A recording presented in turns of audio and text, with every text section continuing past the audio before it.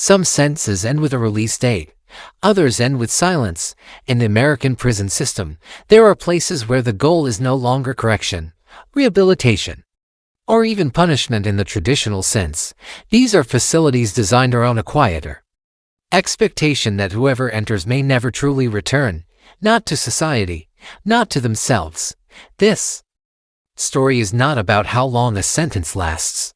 It is about where that sentence sends you, because in America, two people can commit similar crimes, receive similar sentences, and experience completely different realities based solely on the facility that claims them.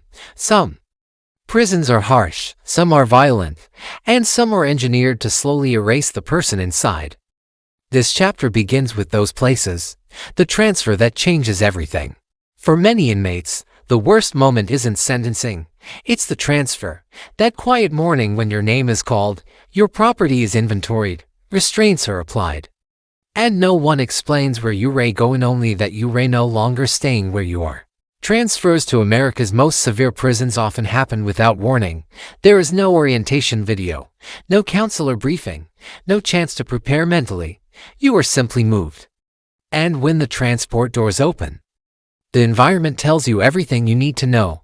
The air feels heavier, the silence feels enforced. Movement is slower but tension is higher.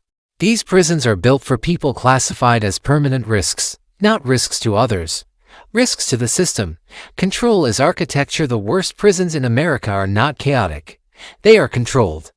Control shapes everything from the width of corridors to the angle of windows. From how sound travels to how light enters a cell, every design choice serves a single purpose: eliminate unpredictability. Cells are often smaller than parking spaces.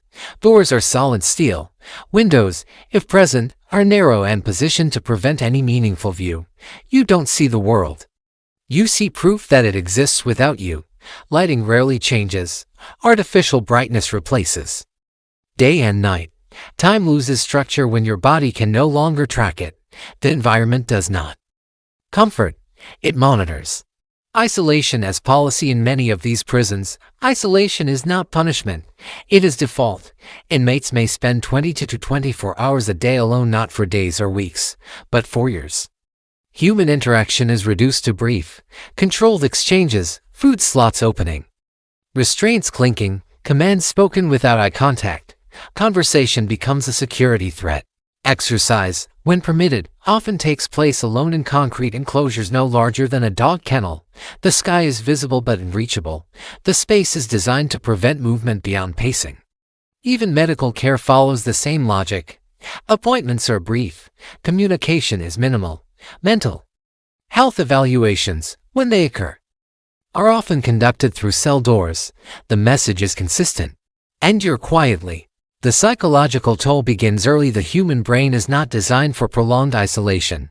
Within weeks, many inmates experience sleep disruption. Within months, concentration deteriorates. Within years, perception itself can fracture. Sounds become distorted. Thoughts loop endlessly. Memory loses clarity.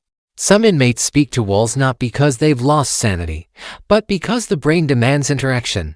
Others withdraw completely, reducing movement and speech to conserve mental energy. Emotion dulls or explodes without warning. Anger appears suddenly. Fear lingers constantly. Hope becomes dangerous. In these prisons, hope is often the first thing to disappear. Nitrogen monoxide, clear path out. Placement into America's harshest facilities is often labeled temporary. In practice, it rarely is. Progression depends on behavioral assessments that can be undermined by the very psychological damage caused by isolation. Symptoms of distress: withdrawal, irritability, confusion are frequently interpreted as noncompliance. The system becomes self-reinforcing. Isolation causes instability. Instability justifies continued isolation. Continued isolation deepens the damage. There is no countdown clock, no guaranteed review, no finish line. Time stretches without markers. Families left outside for families. These prisons are nearly inaccessible. They are often built in remote locations, far from cities, far from legal advocates, far from media attention. Visitation is limited or eliminated. Phone calls are short, monitored, and expensive. Loved ones hear voices change over time. Speech slows, emotion flattens, silences grow longer. Families adjust to absence not knowing whether it's temporary or permanent. The prison remains unchanged. This is only the beginning. This chapter introduces the environment, but it does not reveal the full reality. Because isolation is only one layer, beyond it lies neglect, systemic violence, facilities where medical care fails, accountability disappears, and survival becomes uncertain. Prisons where death is not shocking, just administrative, and those places are still operating. Some prisons count time in days, others count it in compliance reports, medical forms, and death certificates. In the worst American prisons, time does not move forward, it sinks. By the time a person reaches these facilities, the sentence on paper no longer matters. What matters is where the system has decided to place them. And once placed, the environment begins to do the work the sentence never could. This is where punishment becomes passive. No beatings required, no headlines necessary. Just policies that drain people slowly. Inside these prisons, routines are designed to erase urgency. Lights turn on at the same hour every day. Meals arrive through slots. Movement is permission-based. Conversation is restricted, monitored, or eliminated altogether. Nothing changes, so the mind starts to. At first, people mark time obsessively. Days scratched into walls. Court dates memorized. Appeal deadlines counted again and again. The hope is that time still obeys logic. It doesn't. Months pass without updates. Legal mail slows. Attorneys stop returning calls. Paperwork disappears into administrative silence. The future becomes something theoretical, something that happens to other people. And this is where deterioration begins. Medical care in these prisons is not defined by treatment, but by thresholds. You are not seen when you are unwell, you are seen when you become a liability. Pain must be undeniable. Illness must interfere with operations. Until then, you wait. Requests are filed. Forms are denied. Symptoms are documented without action. Chronic conditions worsen quietly. Untreated infections spread. Mental health crises escalate behind sealed doors. Suicide watch becomes a rotation, not a prevention strategy. In many facilities, mental health care is reduced to medication distribution through cell doors. No therapy, no sustained evaluation, no continuity. Sedation replaces support. Those who struggle emotionally are often punished for it. Anxiety becomes disruptive behavior. Depression becomes refusal to comply. Psychosis becomes security risk. And security always wins. As conditions worsen, the body adapts in damaging ways. Sleep fractures into short bursts. Hunger loses meaning. Muscles weaken from inactivity. Vision strains under artificial light. Hearing becomes hypersensitive. Every sound matters. A distant door slam. Footsteps stopping outside a cell. Keys turning slowly. In places where violence is common, uncertainty becomes its own weapon. People never know if they will be moved, searched, restrained, or left alone indefinitely. Control is unpredictable by design. Some prisons rotate staff frequently, breaking any chance of familiarity. Others isolate prisoners so completely that months pass without hearing another human voice speak directly to them. Language begins to decay. Words lose relevance when there is no one to respond. Thoughts loop inward. Memory becomes louder than reality. This is when people begin talking to walls, not because they are irrational, but because the brain needs feedback to function. The system knows this, which is why meaningful activity is restricted. Education programs are minimal or non-existent. Work assignments are scarce and often revoked without explanation. Books are censored. Information is filtered. Idleness becomes enforced. In theory, prisons exist to prepare individuals for eventual return, and these facilities, preparation is irrelevant. Many are sentenced to life. Others are technically eligible for release but functionally abandoned. They are not expected to re-enter society. They are expected to disappear quietly. Deaths inside these prisons rarely cause disruption.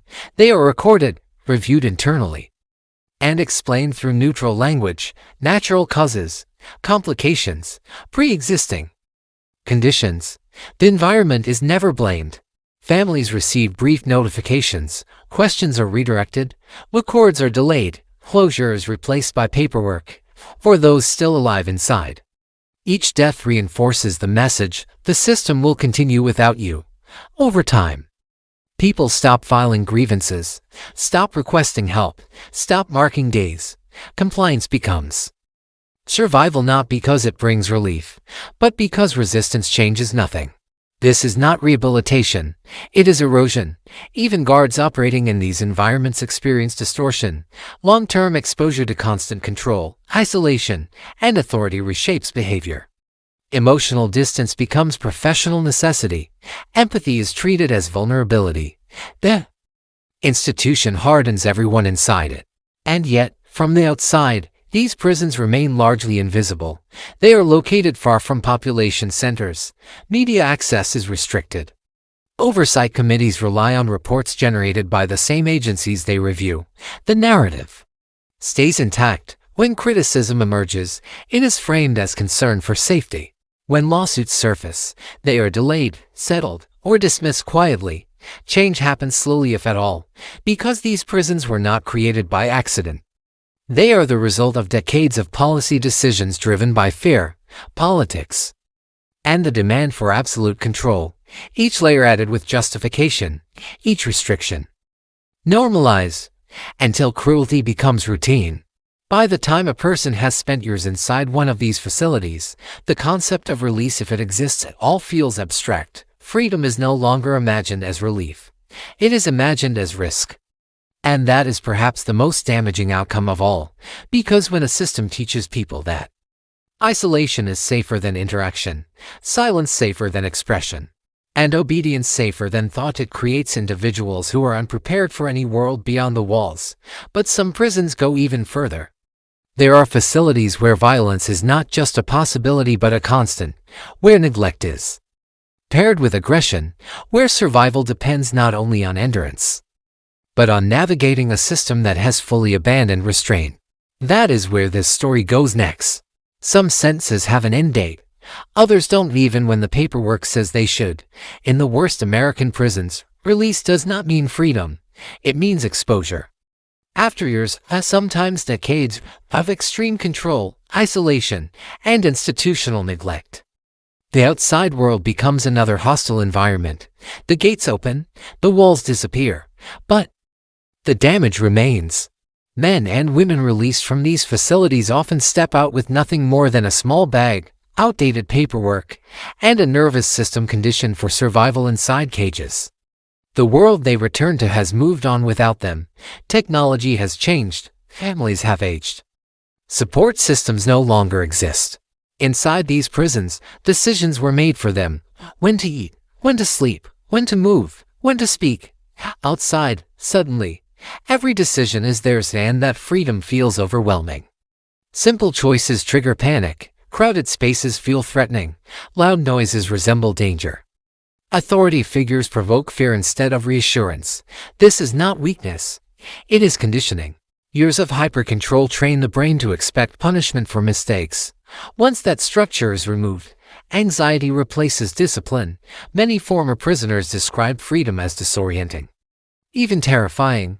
Some try to adapt. Many fail. Employment is difficult to secure. Education was limited or non-existent inside extreme facilities. Social interaction, something once denied, now feels foreign and exhausting. Relationships strain under emotional distance and unresolved trauma. Family members expect gratitude and relief. What they often receive is silence. The person who returns is not the person who left. And for those never released, the ones serving life sentences, or aging toward death behind bars, a punishment deepens quietly. Medical neglect is common in the worst prisons. Chronic illnesses worsen, pain goes untreated. Requests for care are delayed, ignored, or denied entirely. Aging bodies deteriorate in facilities never designed for long-term human survival.